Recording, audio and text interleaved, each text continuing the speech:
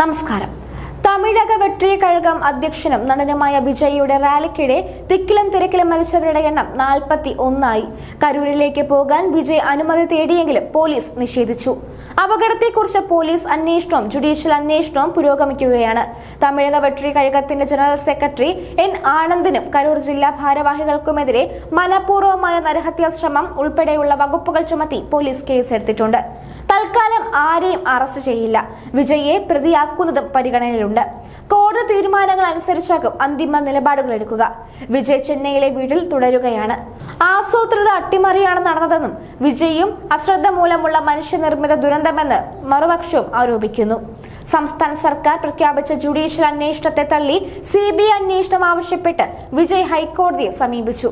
കോടതി തീരുമാനം വരും വരെ ജില്ലാ പര്യടനങ്ങൾ നിർത്തിവെക്കുകയും ചെയ്തു. അതിനിടെ പൊതുപരിപാടികളിൽ നേതാക്കൾ സമയകൃത്യത പാലിക്കണമെന്ന് മന്ത്രി ഉദയനിധി സ്റ്റാലിൻ ആവശ്യപ്പെട്ടു. വിജയെ കാത്ത ജനങ്ങൾ നിന്നത് 8 മണിക്കൂറിലേറെയാണ്. നേതാക്കൾ ഒരിക്കലും ജനങ്ങളോടുള്ള ഉത്തരവാദിത്തം മറക്കരുത്. സമയം എല്ലാവർക്കും വിലപ്പെട്ടതാണ്. പൊതുയോഗങ്ങളിൽ ജനങ്ങളെ നിയന്ത്രിക്കേണ്ടത് രണ്ടാം നിര നേതാക്കളാണ്. അതിനവർക്ക് കരുത്തുണ്ടാകണമെന്നും അദ്ദേഹം പറഞ്ഞു. പാർട്ടി സമ്മേളനങ്ങൾ സമാധാനപരമായി അവസാനിപ്പിക്കേണ്ടത് പാർട്ടിയുടെ നേതാക്കളുടെയും പ്രവർത്തകരുടെയും കൂട്ടുത്തരവാദിത്തമാണ്. മരിച്ചവരുടെ ബന്ധുക്കളെ ആശ്വസിപ്പിക്കാനായി 7 മന്ത്രിമാർ വന്നിരുന്നു. ഇത്തരത്തിലുള്ള ഒരു സംഭവം നടക്കുമ്പോൾ ജനങ്ങൾ സംയമനം പാലിക്കണം.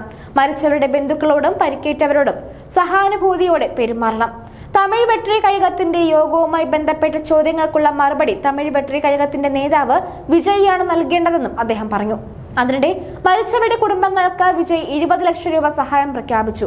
പരിക്കേറ്റവർക്ക് 2 ലക്ഷം രൂപ നൽകും. പ്രധാനമന്ത്രിയുടെ ദേശീയ ദുരിതാശ്വാസ നിധിയിൽ നിന്ന് മരിച്ചവരുടെ കുടുംബങ്ങൾക്ക് 2 ലക്ഷം രൂപയും പരിക്കേറ്റവർക്ക് 50,000 രൂപയും പ്രഖ്യാപിച്ചു.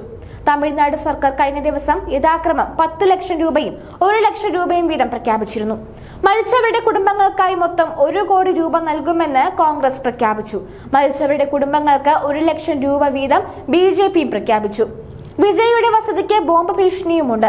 ചെന്നൈയിലെ നീലാങ്കരയിലുള്ള വസതിയിലാണ് ബോംബ് ഭീഷണി ലഭിച്ചത്. ഇതോടെ സുരക്ഷ ശക്തമാക്കി. കരൂരിലെ റാലിയിലെ ദുരന്തത്തിന് പിന്നാലെ അന്ന് രാത്രി തന്നെ വിജയ് വീട്ടിലെത്തിയിരുന്നു. ഇതേ തുടർന്ന് വീട്ടിൽ സുരക്ഷ ഏർപ്പെടുത്തി. ഇന്നലെയാണ് ബോംബ് ഭീഷണി ലഭിച്ചത്. ചെന്നൈ സിറ്റി പോലീസിനെയും CRPF ഉദ്യോഗസ്ഥരെയും വീടിന് ചുറ്റും വിന്യസിച്ചു. ബോംബ് സ്ക്വാഡ് സ്നിഫർ നായ്ക്കളെ എത്തിച്ച് പരിശോധന നടത്തി. സംഘാടനത്തിലെ ഗുരുതര പിഴവാണ് വൻ ദുരന്തത്തിലേക്ക് നയിച്ചത്. ദുരന്തമുണ്ടായതിന് പിന്നാലെ സ്ഥലത്ത് നിന്ന് മടങ്ങിയ വിജയ് ചാർട്ടേഡ് വിമാനത്തിൽ അർദ്ധരാത്രി തന്നെ ചെന്നൈയിലെത്തി. സോഷ്യൽ മീഡിയയിൽ അനുശോചന സന്ദേശവും നൽകി. വിജയിയുടെ നടപടിക്കെതിരെ വ്യാപക പ്രതിഷേധമാണ് ഉയർന്നത്. വിജയ് രാഷ്ട്രീയം വിടണമെന്ന ചർച്ച പോലും സജീവമാണ്. കരുതലോടെ വിഷയങ്ങളിൽ പ്രതികരിക്കാനാണ് വിജയിയുടെ തീരുമാനം.